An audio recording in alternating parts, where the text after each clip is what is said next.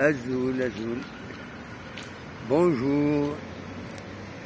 Un peu de gazouze, un peu de limonade à Oujda à l'arrivée de l'équipe de l'USMA. Elle a été bien accueillie. Ah, c'est pour ça. Les images ne trompent pas. Des fleurs, des gâteaux, un peu de gazouze, un peu de limonade. Mais tout ça pour ça. Pourquoi donc les Marocains ont créé toute une polémique, tout un problème pour l'USMA, pour la FAF, pour l'Algérie, pour eux-mêmes. Eris Berkane a utilisé soi-disant une publicité d'une société. Cette société floquait sur sa publicité une carte géographique qui ne correspond pas à la réalité des choses en matière de droit international. Et donc voilà, lorsque j'ai vu personnellement les images de l'accueil chaleureux, même le président du club de l'USMA l'a dit, c'est fraternel, c'est bon. Mais une question se pose, il y a un doute. Il y a un doute parce que quelque part, il y a de l'hypocrisie derrière tout ça. C'est une opération qui peut peut-être cacher juste une forme de communication pour le monde, comme quoi nous accueillons bien nos visiteurs. C'est pas des invités, c'est les circonstances qui ont poussé l'USMA à se rendre au Maroc. Donc, pourquoi toutes ces provocations, pourquoi toutes ces manipulations qui ne font que continuer le malaise grandissant avec notre pays. L'Algérie soutient le Sahara occidental, la République arabe sahraoui, parce que c'est un combat juste. Elle sait de quoi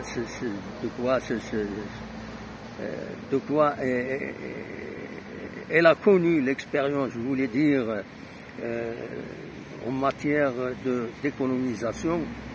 Donc voilà la réalité des choses. Donc l'Algérie ne peut que soutenir les causes justes.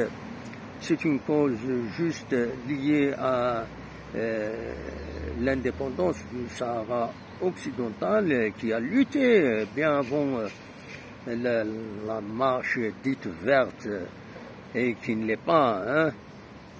C'est une marche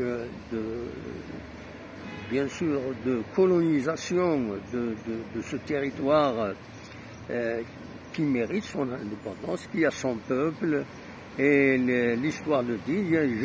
On a écouté des experts en histoire européens, surtout français, qui disent que le Sahara occidental n'est jamais lié au Maroc, jamais lié au Maroc, au royaume du Maroc. Il y a même un historien qui disait que le royaume du Maroc n'a été créé qu'en 1912. Alors, voilà, donc les Algériens, ils ne pouvaient pas accepter cette carte utilisée par Eris Berkane. Eris Berkane va entrer dans les annales, quel que soit le résultat du recours que fait la FAF au nom de l'USMA au TAS de Lausanne, surtout pour les Algériens. Ils se souviendront bien de l'attitude de Eris Berkane.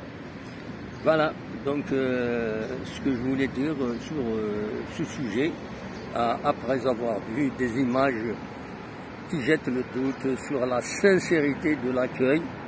Personnellement, je ne crois pas en la sincérité de l'accueil, sauf si des gens soient sanctionnés au Maroc pour cette histoire à commencer par le président du RS Berkane, qui a utilisé d'un subterfuge diabolique, celui de mettre une publicité sur le maillot du club et de le déclarer à la CAF.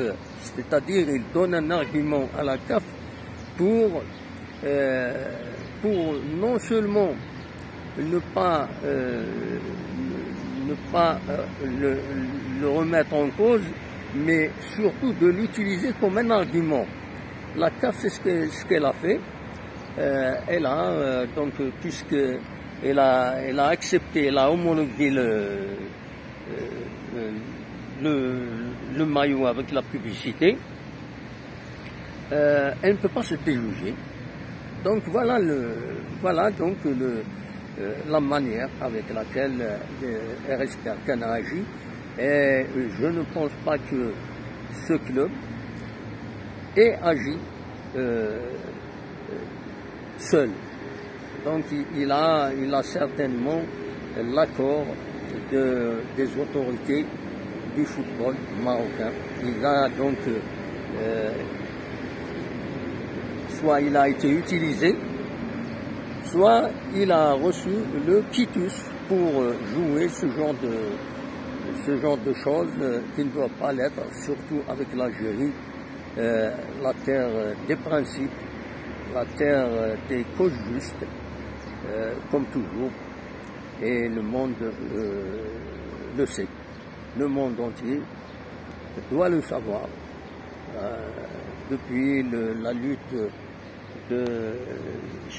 c'est la capitale des révolutionnaires. Les révolutionnaires, généralement, ils défendent les causes justes.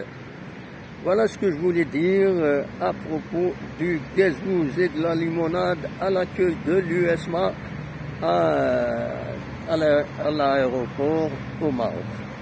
Je vous remercie et à bientôt.